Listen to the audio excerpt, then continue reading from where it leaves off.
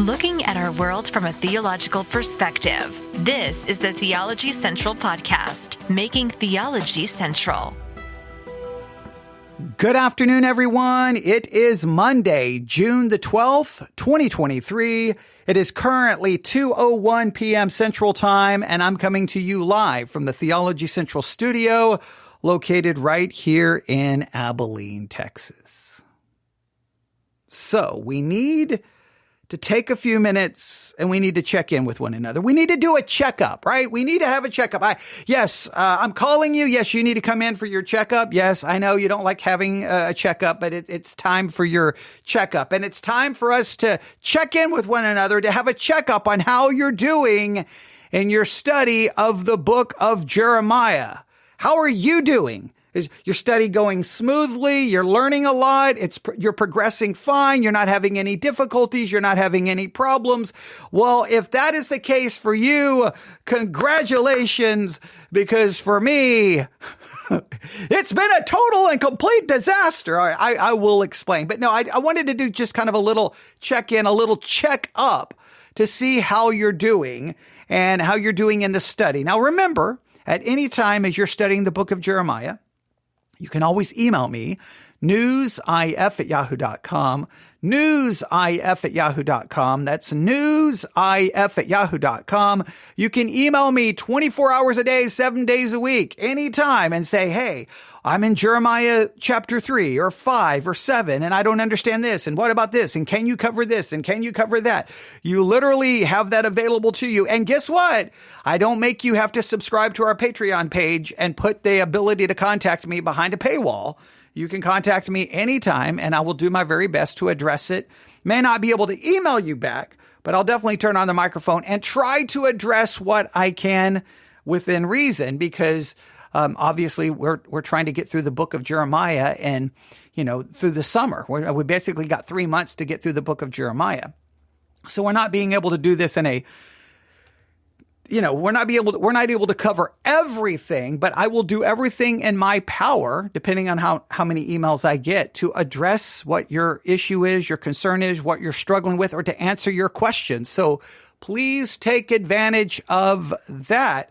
But how are you doing? I haven't received a lot of emails with a lot of struggles, so I'm assuming you guys are doing great. You've got it all figured out. But for me, I'm having some difficulties. So let me explain. This past Sunday, yesterday, at Victory Baptist Church, the goal was to finish up a little bit of Jeremiah chapter 2, and then definitely cover all of Jeremiah chapter 3, and then cover really all of Jeremiah 2 and 3, really. I mean, I had some other ideas, but really that was the goal. Finish chapter 2, cover all of chapter 3, and then maybe Sunday night, we were going to do maybe just kind of summarize a little bit of what's in 4, 5, and 6. That was really the goal. And then maybe Wednesday, work on chapter 7, and then next Sunday, see what we could do to summarize or to work on chapters 8, 9, 10, and 11. That's really kind of what we were attempting to do. And everything went horribly wrong. The first thing that went wrong is I woke up, 3, 4 in the morning, and all of a sudden, I've got an idea. I'm going to change my entire sermon, right? I'm going to change my entire sermon. I'm going to use the first hour to do a kind of a little hermeneutical study where we can try to learn how to recognize figurative language in the book of Jeremiah. We can look at the different factors to consider when finding, figurative language. And then we can look at the types of figurative language. And we'll cover that in hour number 1. Then in hour 2, we'll do a little bit of work on Jeremiah 2. And then we'll cover all of chapter 3, some very specific things I want people to see. And then we'll come back Sunday night, and then I can work on 4, 5, and 6, right? So I thought it was a genius plan. I step in the pulpit. I'm like, all right, guys, this is the perfect time. Everyone's been reading the book of Jeremiah. Everyone's been reading the book of Jeremiah. So at this point, you have to be very, very, very, very, very aware of all of the different kinds of language being used in the book of Jeremiah. At this point, you have to have found yourself going, well, there's a little bit of kind of a historical narrative. There's kind of Clearly, there's some figurative language. There's possibly sections of poetry. Clearly, there's prophecy. Man, I got a lot of different things going on here. So I thought then that would be the perfect time after you've discovered it and seen it and read it for yourself that I could step back and come in and go, hey guys, here are the different types of figurative language. See, does that help you? I thought it was going to be all wonderful and helpful. Well, it turned up it took 2 hours Sunday morning, all of Sunday school and all of the Sunday morning sermon. Meaning we did not advance the study at all. We did not move forward at all. Now, I think it was helpful, but I was sitting there like when I got in the car and I was driving home, I was like, idiot.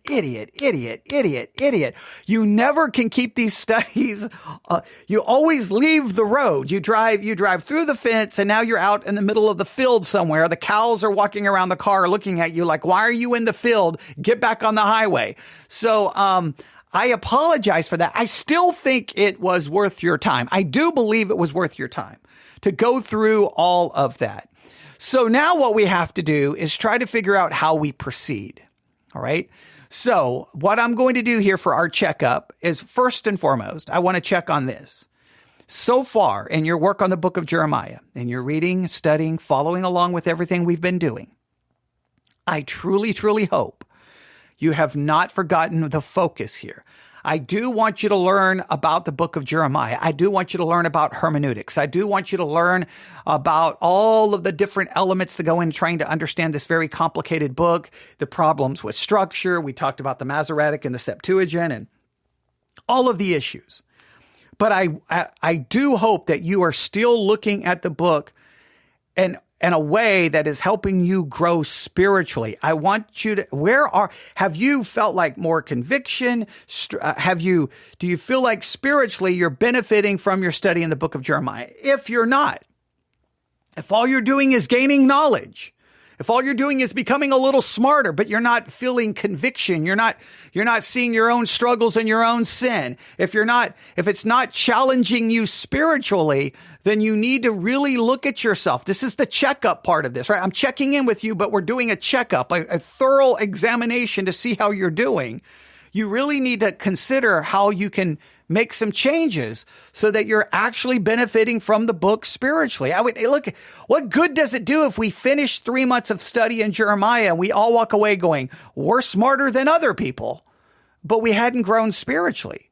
This should be humbling us. This should be convicting us. This should be challenging us, not just puffing us up because we know more than other people. Right? So please, please, please look at yourself and consider that, please. All right? So that's very important. The next thing I want to remind you is of your assignment. I gave you a very important assignment yesterday. Your homework for this week is you need to be going through the book of Jeremiah. You can be, in a sense, skimming the book of Jeremiah, right? You don't have to be trying to read every word and understand everything. And what you're looking for are the different types of figurative language. Remember, I'm going to go through the different types of figurative language.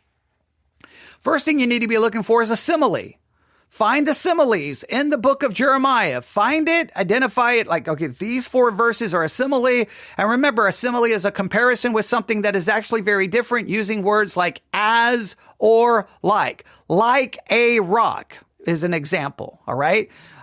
Find the similes. For example, in Matthew 10:16, wise as a serpent. As a hen gathers her chicks under her wings. All of those are similes. Find the similes, all right? Okay, some said that this assignment will take them all summer. Good, then it'll be a summer looking up for these, all right? So find the similes. Find the metaphors. That is a comparison like a simile, but it's without the language as or like, all right? Leaven of the Pharisees. You serpents. It doesn't say as or like. That's a metaphor. I'm not going to try to reteach all of this. Simile, metaphor, idiom, euphemism. Euphemism. We found out yesterday. I try to put an N where it doesn't belong. Euphemism. Okay. Irony and sarcasm. Hyperbole, maxim, proverb, parable, allegory, and personification. And the personification, what I loved about that is the personification. The person who got the question right in the church was a teenage boy. Okay. None of the adults. I was like, what's the next type of figurative language? And everybody's looking at me. And then all of a sudden, one of the teenagers finally, like, never says a word. And all of a sudden it's like personification. And I'm like, ding, ding, ding, ding, ding, ding. There's the winner, right? So I thought that was awesome. So you need to be going through the book of Jeremiah and finding all of these. You don't have to interpret them per se. You just need to identify them. This is not an interpretation exercise. This is an observation and identification exercise. You're going through going, oh, I think this is a simile, right? So you write down the passage. I think this is a metaphor. Oh, I think this is an idiom. Oh, I think this is a euphemism. Oh, that's some clear irony and sarcasm. Oh, that's definitely hyperbole. Oh, that's a maxim. Oh, that's a personification. Oh, that's a proverb. That's a parable. Whatever the case may be. All right. Someone, them and their mom, went through chapter 1 today, and it was hard to tell some of them. Like, okay, we know something is happening, but determining which one proved challenging at times. Oh, it's going to be definitely challenging. It's definitely going to be challenging. It's definitely going to be challenging. But there's a method to the madness. The method is, if you're going through it that way, one, you're just, once again, you're going through the book. You're becoming more and more familiar with the book. And so even if you get some of them wrong, it's okay. Second, you're learning the difficulty and trying to determine is that an idiom? I don't know. Is that a proverb? Is that a maxim? Is that a personification? Like, some of them I think will be clear, others you won't, but that's okay. That's okay. Because it's forcing you to deal with it, right? It's forcing you to try to understand that sometimes these interpretations that sometimes people give you, they're not as clear and as clean and as precise as sometimes pastors make it sound like from the pulpit. Pastors love to get in the pulpit and like, this is the way it is, thus saith me. And it's not always that simple once you really start digging into it. So go through and find all of those. Just identify and observe. That's all you, or I should say, observe and identify. You don't have to interpret. You're not trying to understand it. You're just like, I think that's what this is. Right? So that's very important assignment. Very, very important assignment. So one, so we're doing our checkup. How are you doing spiritually? Is this helping you spiritually at all? Number two, don't forget your assignment. Figurative language, observe and identify all the different types of figurative language. Next, this is very important. By this coming Sunday, I need you to have read Jeremiah 1 all the way through Jeremiah 13. This coming Sunday, I need you to have read Jeremiah 1 all the way through 13. All right? Just read it and read it over and over and over and over and over and over and over and over again. Now, as you're reading those chapters, if you haven't read any of them yet, well, you can be working on your assignment. Now, just remember, you say, well, that means as you're reading through it, you can also then be doing your observation and identifying the figurative language, right? So in other words, you don't have to necessarily, I got to get all the way through it. Just as you're reading, do it, right? That'll make it a little easier, right? So, but all the way through chapter 13, I need you to have read all the way through chapter 13. Please, please, please, please, please, please, please, please, please do that, right? Read through chapter 13. Okay. Now, as you're reading, what am I looking for? I just want you, just your main observations, what stands out. Just, I'm not asking you to do chapter summary method. I'm not asking you to do the devotional method. I'm not asking you to do any serious Bible study method. Just read and observe and just write down notes. Just, anything. Just make it it's a much more relaxed approach. But I do want you to repetitively read it. Use the Bible apps to listen to it be read to you. All right? And there's one other thing I do want you to take some time. I do want you to take some time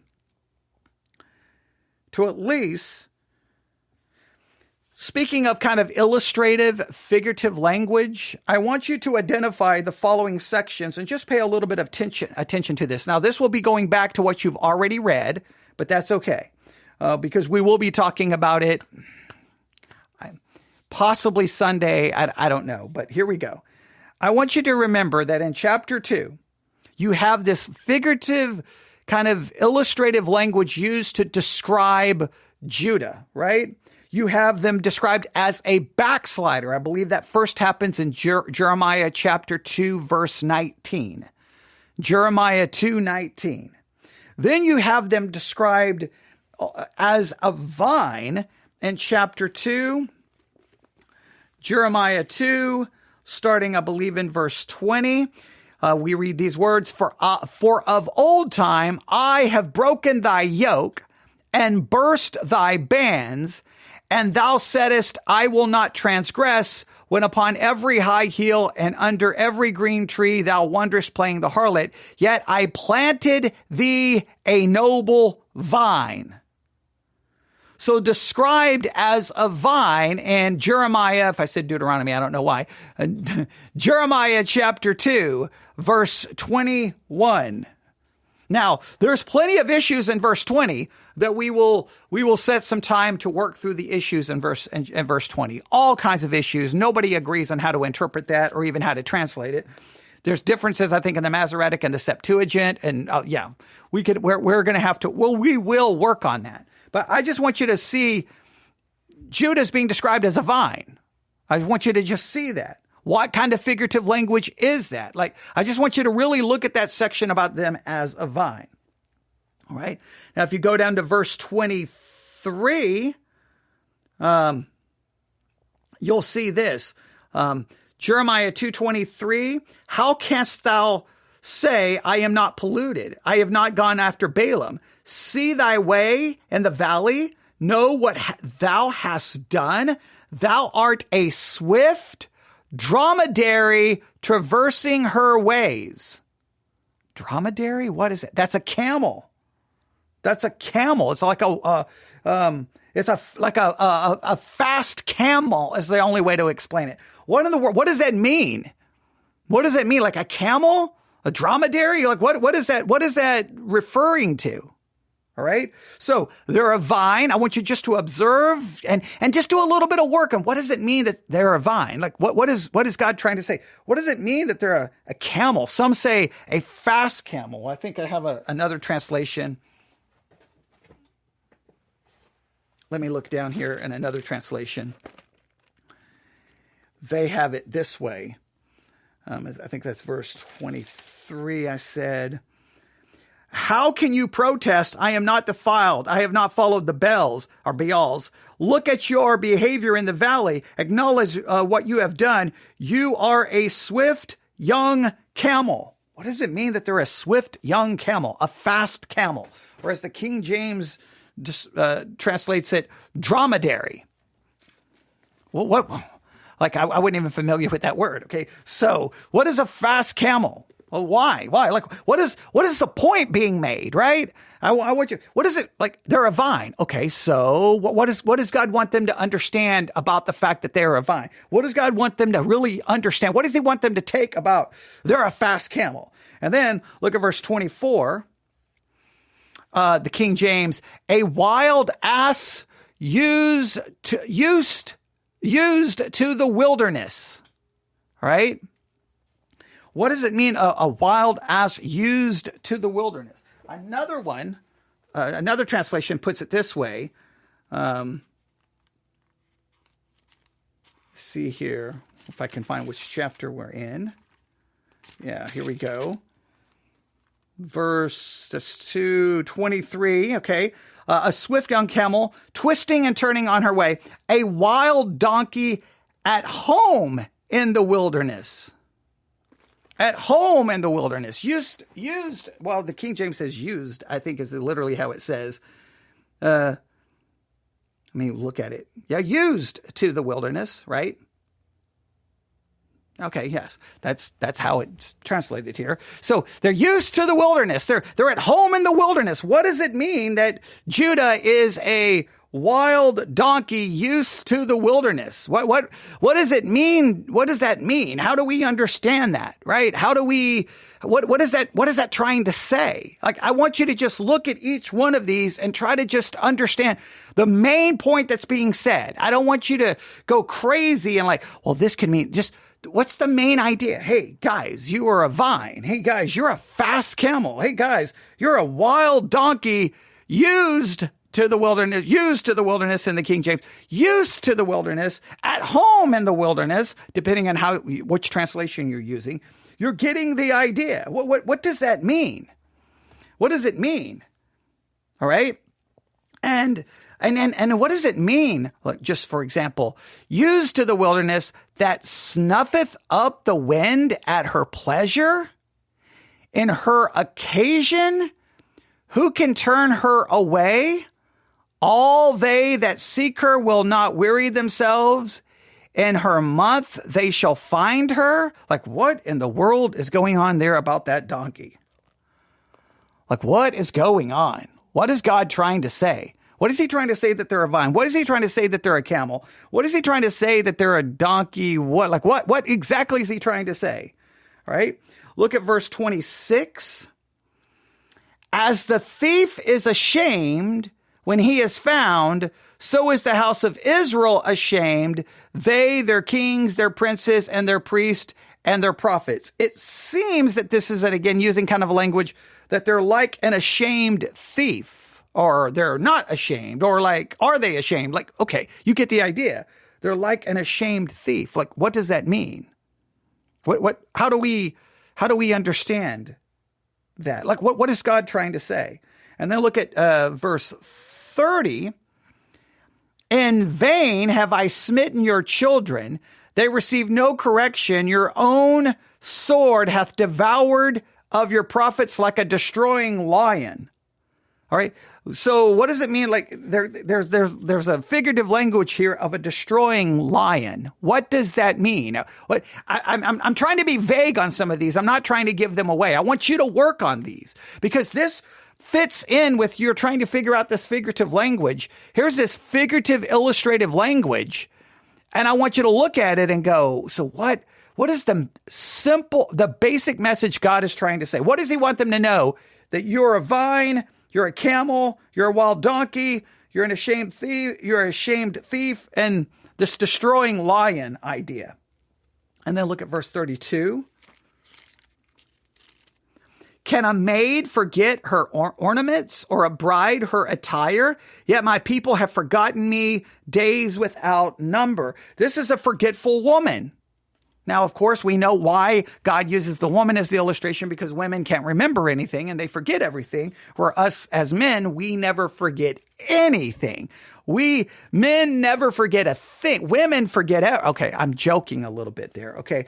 But a forgetful woman. What does he want them to remember about being a forgetful woman? And then chapter 3, they say, if a man put away his wife and she go from him and become another man's, shall he return unto her again? Shall not the land be greatly polluted? But thou hast played the harlot with many lovers.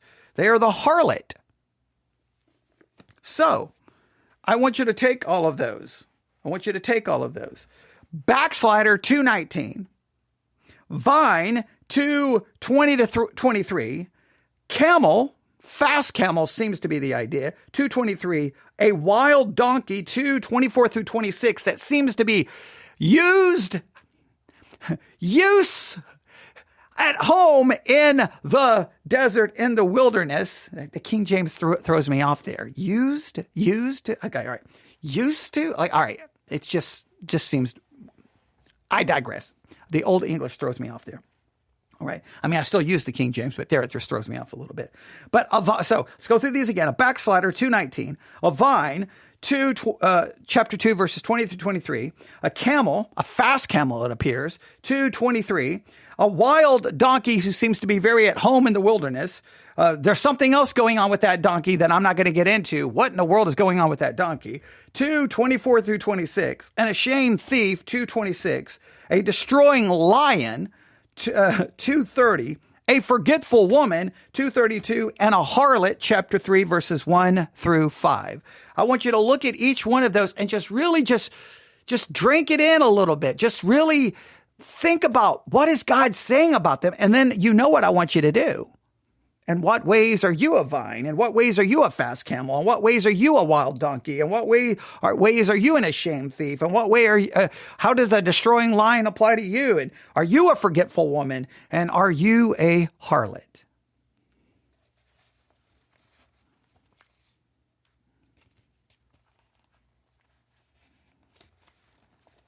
All right.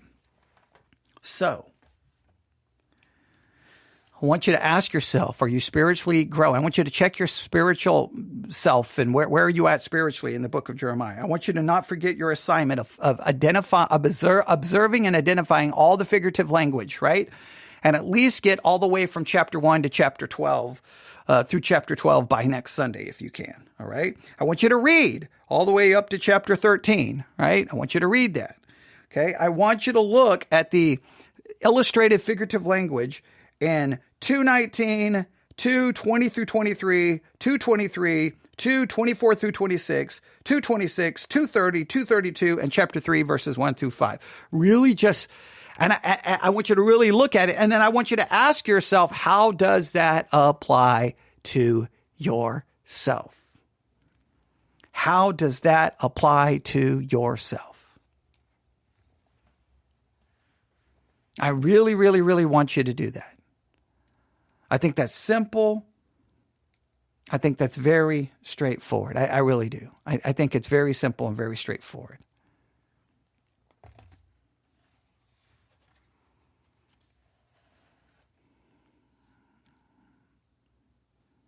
There you go.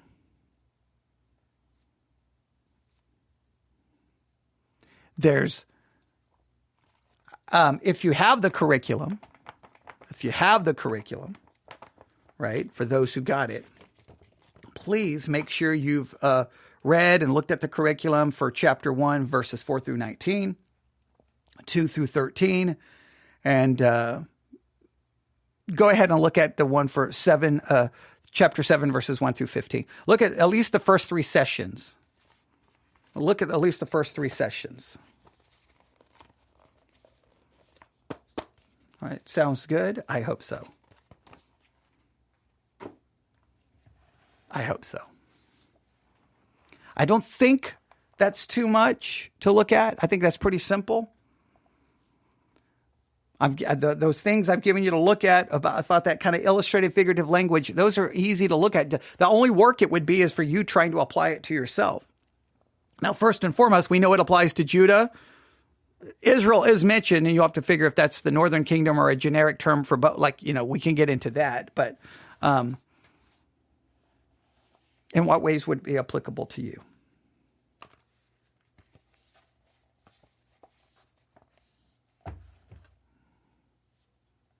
I wanted to say more, but that's okay. I wanted to, hang on, I am going to look up something here. I'm going to look up something.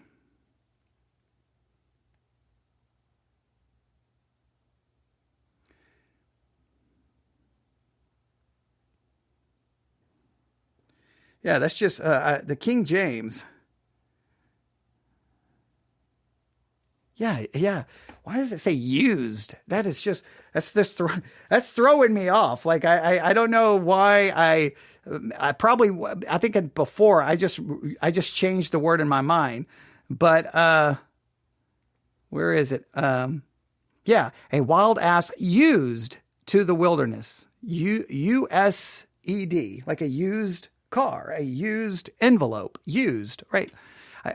Because I think it's saying that is use to, so I don't know. They're at home there. I don't know why that's throwing me off, but it did.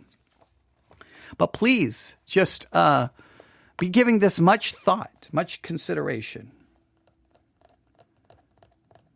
And we can get this back on track. Our goal is, now if we don't have anything else that messes everything else up, because what happened is, so Sunday morning got all messed up. So I'll just throw this in to just add a little bit more to why things got a little bit off track. So I messed everything up Sunday morning because we didn't even get anywhere cover. And then Sunday night, I was going to we're going to fix this. We're going to fix it. Sunday night, I'm going to go in and at least finish all of 2 and chapter 3. I'm going to do this Sunday night. We're going to make good progress come Sunday night, right? We're going to at least feel like that I got enough done through 2 and 3 that I can feel like on Wednesday, then we can work through 4 through 6. Well, I had packed everything in the car. I was ready to go. In fact, I was running just a few minutes behind because typically I would have already left. And I get ready to get in the car and I get a message from someone going, hey, I don't know if we're going to church. We got storms coming in the area. And I'm like, wait, what's going on? And all of a sudden I look and I'm like, oh no, we got some bad storms, right? So I'm like, I got to start contacting people, trying to make sure that, people don't show up for church. Yeah, we got to stop. And 15 minutes after trying to make sure everyone knew that we're not having church, boom, the storm came in. Wow. It was crazy. My house got absolutely obliterated by the hell. Okay, maybe a little bit hyperbole. It kept coming down. It was a big hailstorm. Big. And we haven't gotten the everything fixed we're still in the process of talking to the roofers and everything to fix it from the last hailstorm. So, and then that lasted for almost 2 hours. So then everything got messed up because I was going to try to fix some of this Sunday night. So I know we're behind, at least on my side. What I promise you is I do feel like we need to spend some time working on chapter 2. We need to work a little bit on chapter 3 because I just believe these are instrumental chapters and setting up how the language is being used, which will go through the rest of the book. I believe it's also very convicting chapter, showing you just how far Judah, the quote unquote, the people of God, had gone from God, which should be challenging to us. And I promise we'll get back on track. I don't know if I should mention this, but losing that hour of teaching was not a good thing for us. But I'm going to mention this one. I'm going to mention it. We will work on it to some level. But I would since everyone is supposed to have already read this, I would just point you to Jeremiah 4, verse 10. Well, Jeremiah says, Then said I, Lord God, surely thou hast greatly deceived this people and Jerusalem, saying, you shall have peace, whereas the sword reacheth unto the soul. Jeremiah says, God, you have greatly deceived this people. You have greatly deceived this people. How do we understand Jeremiah's words in Jeremiah 4:10? Now, there's been lots of attempts in church history to answer this question. I think a lot of answers that people think make them feel better if you take it to its logical conclusion is not really helpful. But I want you to give that serious thought. What does it mean? Did God deceive the people? Is Jeremiah speaking out of turn there? Is Jeremiah basically blaming God for something he didn't blame or that God didn't do? Did God deceive the people? Some people are like, well, God in a sense deceived the people by, hey, they so rejected the truth that God sent them false prophets. So in a sense, God deceived the people, but they deserved it because they kept rejecting him. By that logic, then none of us should hear the gospel because how many times did you reject the truth before you heard the truth? So should you have never heard the truth you didn't reject him. How many times do you have to reject him before God then never sends you the truth again? Like it leads to lots of questions. But I want you to just look at Jeremiah 4:10 and at least consider it as your thing. And I was going to make that an assignment, but I'll just kind of throw that in there at the end. 4:10 is a troubling verse. I think one commentary says it's the most complicated verse in the entire book of Jeremiah. I don't know if it's the most. I don't know if it's the most complicated. I would say it's the more troubling because it raises deep philosophical questions that anyone who ever thinks about the existence of an all-knowing, all-powerful God and the look at the world, you struggle with. So I think other passages are more complicated, but this one is more troubling.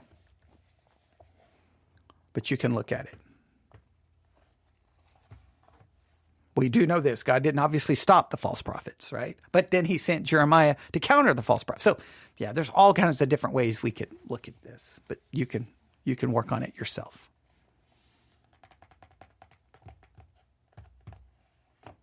There you go.